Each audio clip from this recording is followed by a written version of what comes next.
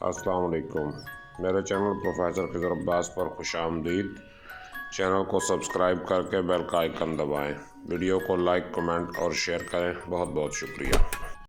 بسم اللہ الرحمن الرحیم۔ احباب ذی وقار، السلام علیکم۔ میں ہوں پروفیسر خضر عباس اور آپ دیکھ رہے ہیں میرا یوٹیوب چینل پروفیسر خضر عباس۔ علامہ اقبال کے کلام کی شرح کرتے ہوئے آج نظم شکوہ کا آخری حصہ پیش کرنے لگا ہوں۔ آخری 3 بند ہیں، بند نمبر 29 سے لے کے 31 تک۔ سماعت فرمائیے گا۔ نظم کی طرف بڑھنے سے پہلے میری آپ سے گزارش ہے، اگر ابھی تک آپ نے میرا چینل سبسکرائب نہیں کیا تو چینل سبسکرائب کر کے بیل کا آئیکن دبا دیں تاکہ میری ہر آنے والی ویڈیو آپ تک پہنچتی رہے۔ بہت شکریہ۔ اور ماہ رمضان شروع ہو چکا ہے اور آج پاکستان کے مطابق پہلا روزہ ہے، تو دعاؤں میں یاد رکھیے گا۔ اللہ پاک ہم سب کی مشکلات کو آسانیوں میں بدل دے۔ تو علامہ اقبال فرماتے ہیں، قمریاں شاخ صنوبر سے گریزاں بھی ہوئیں، پتیاں پھول کی جھڑ جھڑ کے پریشاں بھی ہوئیں۔ یعنی مسلمانوں کے زوال کو علامتی انداز میں پیش کر رہے ہیں اقبال۔ وہ فرماتے ہیں کہ قمریاں شاخ صنوبر سے گریزاں بھی ہوئیں۔ قمریاں یہ پرندے ہیں، فاختہ، رنگ ڈو جس کو کہتے ہیں، گانی والی فاختہ، تو وہ صنوبر کی شاخ سے گریزاں ہو گئیں۔ مطلب یہ کہ مسلمان اسلام سے دور ہو گئے۔ پتیاں پھول کی جھڑ جھڑ کے پریشاں بھی ہوئیں، اور پھول کی پتیاں گر گر کے بکھر چکے۔ یعنی مسلمان جو ہے وہ تقسیم ہو چکے ہیں، ذات پات برادری فرقوں مسلکوں میں بٹ چکے ہیں۔ اسلام کی فکر چھوڑ کے باقی چیزوں کے پیچھے لگ چکے ہیں مسلمان، اور وہ پرانی روشیں باغ کی ویراں بھی ہوئیں۔ اور وہ جو پرانے طریقے تھے، جو سنت کی بہاریں تھیں، جو نبی پاک صلی اللہ علیہ وآلہ وسلم اور صحابہ کرام کے طریقے تھے، وہ ویران ہو گئے، وہ چھوڑ دیے مسلمانوں نے۔ اب نئے نئے طریقے نکال لیے ہیں۔ ڈالیاں پیرہن برگ سے اریاں بھی ہوئیں، اور جو ڈالیاں ہیں، جو شاخیں ہیں، ان پہ اب پتوں کا لباس نہیں رہا، وہ پتوں کے لباس سے اریاں ہو چکی ہیں، ان کا پتوں کا لباس اتر چکا ہے۔ اور قید موسم سے طبیعت رہی آزاد اس کی، کاش گلشن میں سمجھتا کوئی فریاد اس کی۔ لیکن جو اس اجڑے گلستان کی فریاد کر رہا ہے، اس اجڑے گلستان کی حالت کو بیان کر رہا ہے، اس کی طبیعت موسم کی قید سے آزاد ہے، اس کے لیے بہار خزاں ایک ہی بات ہے۔ اقبال کا ایک بڑا مشہور شعر ہے، یہ نغمہ فصل گل و لالا کا نہیں پابند، بہار ہو کے خزاں لا الہ الا اللہ۔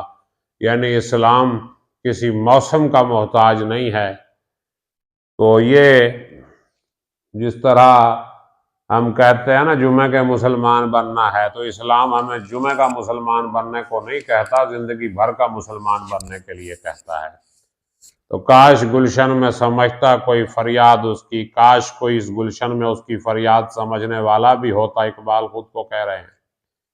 اور لطف مرنے میں ہے باقی، نہ مزہ جینے میں ہے۔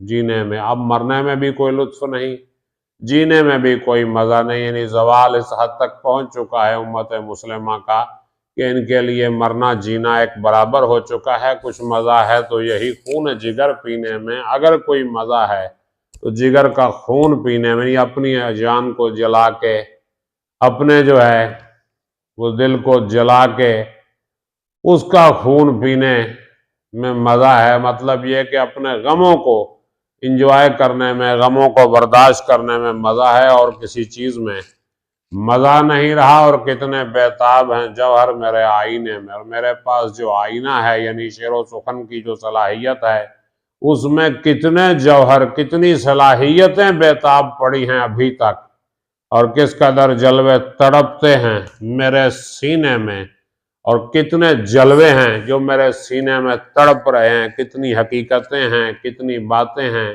کتنی چیزیں ہیں جو میرے سامنے آنا چاہتی ہیں، لوگوں کو میں دکھانا چاہتا ہوں اس گلستان میں، مگر دیکھنے والے ہی نہیں۔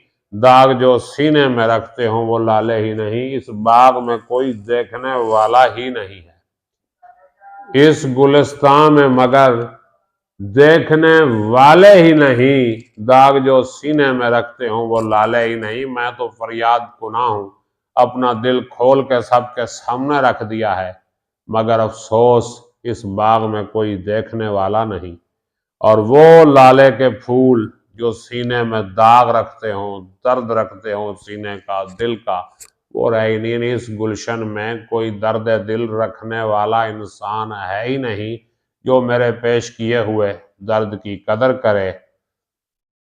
اور آخری بند دعائیہ ہے، دعا کرتے ہوئے وہ کہہ رہے ہیں کہ چاک اس بلبل تنہا کی نوا سے دل ہوں۔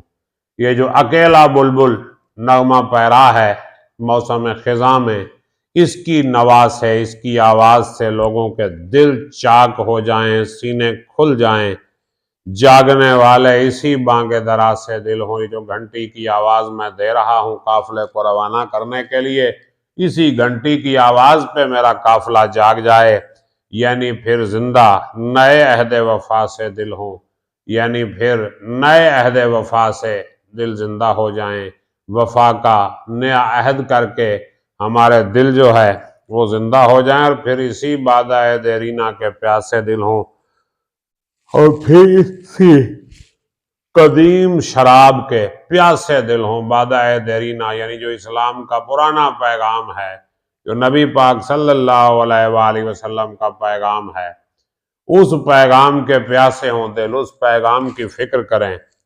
اور عجمی خم ہے تو کیا، میں تو حجازی ہے میری، نغمہ ہندی ہے تو کیا، لے تو حجازی ہے میری۔ وہ کہتے ہیں کہ اگرچہ میرے پاس عجمی خم ہے، عجمی پیمانہ ہے، میں عجمی ہوں، لیکن میرے پاس جو مے ہے، شراب ہے، وہ حجازی ہے، مطلب میرے خیالات جو ہیں وہ حجاز کی ترجمانی کر رہے ہیں، عرب کی ترجمانی کر رہے ہیں۔